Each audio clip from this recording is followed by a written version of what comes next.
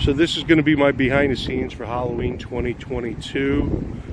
These are my thoughts and just the background information on what's going on. This is my first Halloween show. It was a late edition. The family decided I should do Halloween maybe 2 months ago, so it was a late start. So a lot of this is just thrown together as best I can. Originally, this wasn't the layout I had planned. I was just going to have the 3 pumpkins and the ghost sitting in the middle. But after sequencing, there weren't enough props and elements. So I split them off to the sides, added the arches and the spiral trees, and I think that made a big improvement.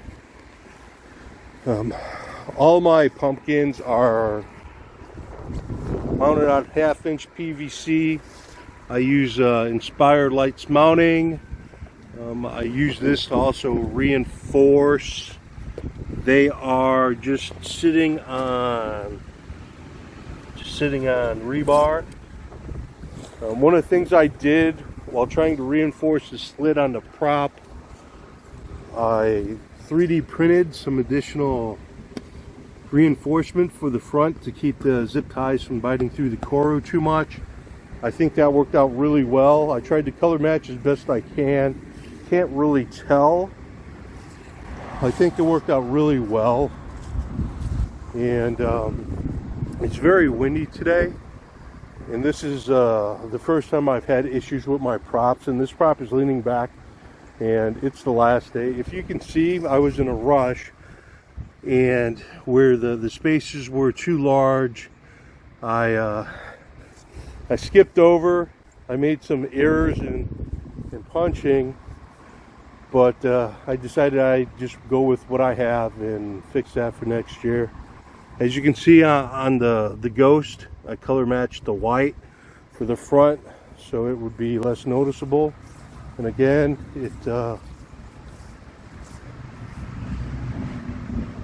on the Inspired Lights mounts.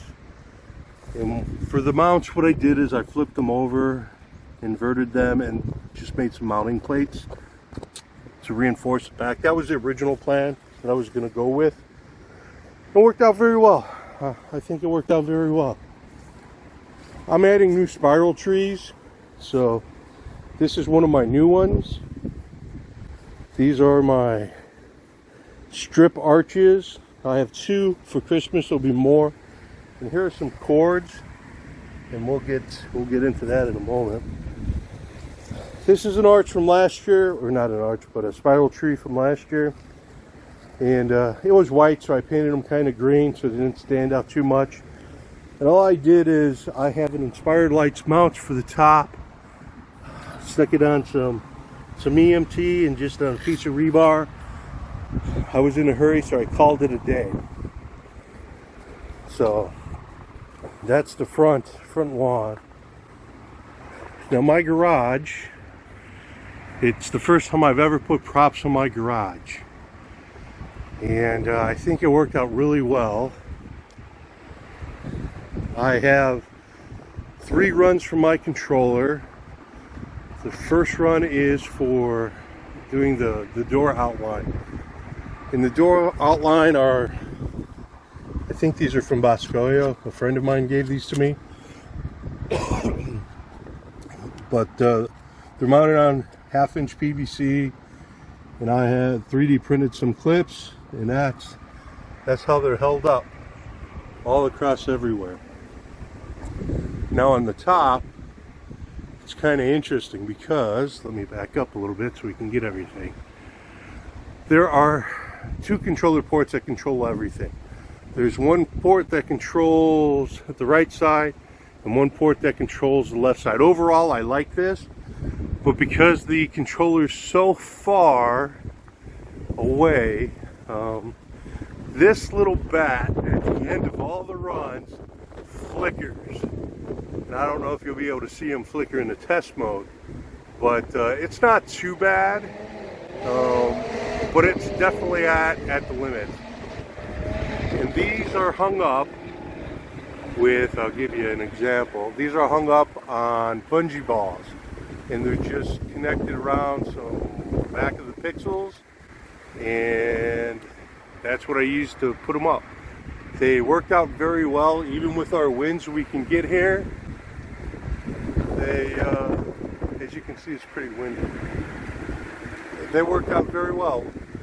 As far as connecting the props up to the garage itself, all I'm using are vinyl siding clips that are pushed in, and these clips are rated for 18 pounds each. I'm using multiple ones. The props aren't that heavy, and it worked out really well.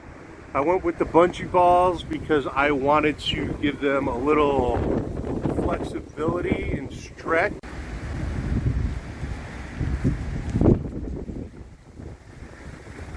So I went with bungee balls because I wanted to give them a little flexibility and stretch, and I think it worked out very well with the high winds. They kind of don't move too much, but they're held in place.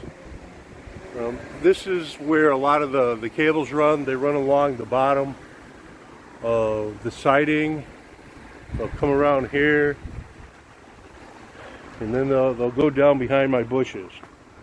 So that's not the original placement of my bat. Originally, I did not have the wreath ready, so the bat was there as the main focal point, but once the wreath got ready, I put the wreath out and moved the bat here.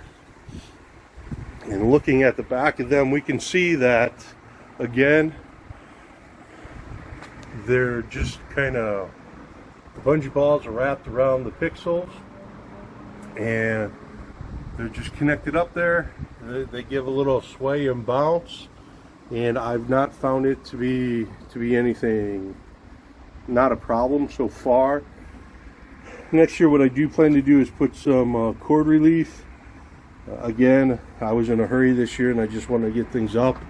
I did not completely finish putting everything out until October 30th. These are how I put up my cats and the hats to go with them. What I did is, again, you're going to see a lot of the Inspire mounts. I just mounted a 1/2-inch PVC with some clips. Made sure that I used a PVC section that allowed me to line my clips up so they could slide on. Did the same thing with the hat. And for here, I just put a screw through it, and that holds it, and it is really sturdy, so it's not going anywhere. I have 3 points of connection at the bottom, or 2 points, and at the top, and that just made it really sturdy. The cat's actually sitting on the railing, so that's where some of its support goes, and it has just one screw in there to kind of keep it in place. My little spiders, they're just simply bungee balled on. They've held up really well. Here is the back of my PPD wreath, and at the top I have some eye hooks, some zip ties holding it in. I was working on a metal cable section, but I never got that finished. Again, the bungee balls kind of keep it in place, gives it, it's not completely solid, it moves, but it doesn't move that much, and I think the sway and the flex of the bungee balls just, you know, I hope it'll keep it from ripping itself up completely. Bungee balls are like my new best friend.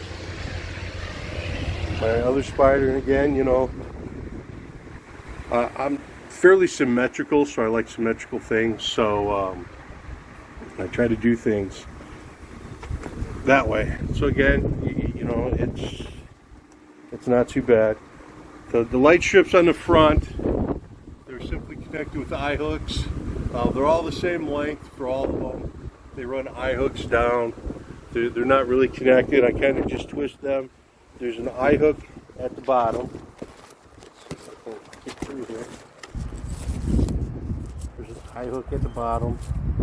and just bungee balls to put some tension on it to keep it where it should be. With adding the wreath at the last minute, I ran out of controller ports. So what I had to do is I put together a smart receiver box real quick, and that's running some of the strip and the spider and the cat in a hat. But yeah, I built this in one day, just threw it together. So it runs the wreath. Here's my controller box. Again, everything comes back here. It's nothing major. It's just a Falcon F-16 V4 that I managed to get when they had just come out. So I have several of them. I have a switch in there, which I'm going to take out because I really don't need it. I plan to expand this box and put in an expansion board to get more ports out of the box itself. Unlike most other people, I'm running a 500 watt power supply in there. I have two of them in case one dies. It should be fairly easy to hook up the other one. My mess of cables, and this is my secondary. This isn't really a controller box, but this is the Falcon Pi player, my Raspberry Pi that runs the show. I had a show wireless router, and all it is it just for the show to connect up to, and allows me to get wireless access to the show without many issues. I have my FM transmitter in there. I'm getting static, and I don't know if it's because it's in the box. I'll have to test it for Christmas, or I did Audacity balancing on my soundtracks, and that's after I kind of noticed the sound wasn't as great. So I don't know if it came from Audacity or if it just happens to be because I'm getting interference in the box. Power strip behind there. I'm gonna redo this box before Christmas, and then everything runs off of that 15/20 amp circuit. I don't exactly know. I have a 500 watt power supply, and that runs my entire show for Halloween. I have almost 11,000 channels. That's like 30, roughly, I don't know, under 3,400 pixels. And that is what I'm running. I'm running at 30% power. I think I'm going to tone down the wreath to about 20%. I might tone down the show to 25%. I'm not really sure. I'll have to do some calculations. For Christmas, I expect to have a lot more. I'm going to have more pixels and props. So I'm actually going to run off of multiple power circuits. And I learned a lot. I'm kind of glad I did Halloween this year, because it will help me be better prepared for setting up for Christmas. So I'm going to start transitioning. Today was the day I'm actually going to pull everything apart. And for those curious, I have extensions running everywhere. So from that controller box out to the pumpkins, there's at least 30 feet worth of controllers. I do have some null pixels in there to help make sure the signal's fine, and it is like 40 feet of extensions to go from that controller box to the props up on the garage. And that's why, because of all the length of cable and the drop, that's why that little bat at the end kind of flickers every once in a while. I plan to put additional smart receivers or another controller to control the front of the garage. I will be adding more elements to the garage, the sides, the eaves. But that's not a Halloween thing. So that's a preview of what's to come. But that's my behind the scenes. So if you have any questions or would like to know anything, hit me up, let me know, make a comment. Thank you.